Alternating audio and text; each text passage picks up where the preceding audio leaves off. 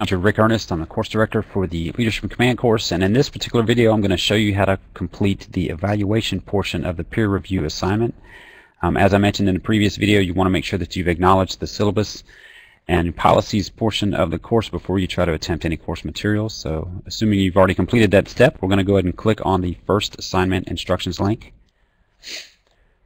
The interface looks the same as in the previous video. You'll notice that we're now should be in the evaluation time frame before you try to attempt the evaluation phase. It is locked out. The submission period has to close before any evaluations can begin, and you'll know that when you click on this next link here by clicking on the View Complete Assessment.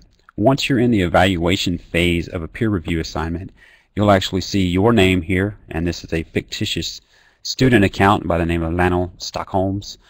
And you'll notice that there are 5 other reviews in here, and these are set to anonymous reviews. You don't have the person's name overtly on this screen. You can obviously get it from the assignment, but that's not really important. However, what we want you to do in this assignment is review your own work.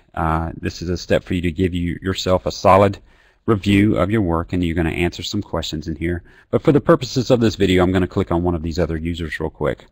So when you're ready to review a user, and the steps are the same when you're doing your own review of your work as well, you just click on that name.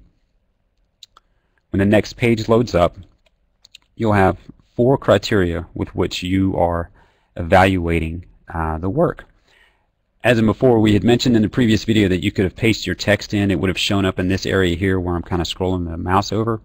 But since we would like you to attach it, you would click on the link here to actually download this document. So this is Student Siesta, and this is their document or their essay that they submitted for review. So you would click on that link, download the file, review the work, take time to evaluate it against these criteria.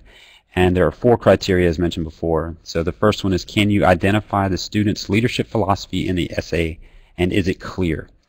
A leadership philosophy should not be a leadership theory or trait or to-do list. Read the DeMarco article if in doubt. The DeMarco article is a link in the assignment itself on the previous page that provides more detail on what a leadership philosophy should be.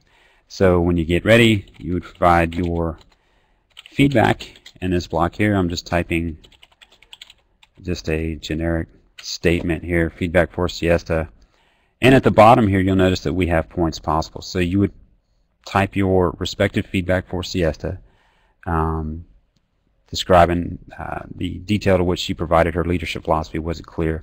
And how many points would you assign to that? If you felt she met this criteria in a great way, you could give it as much as a 50.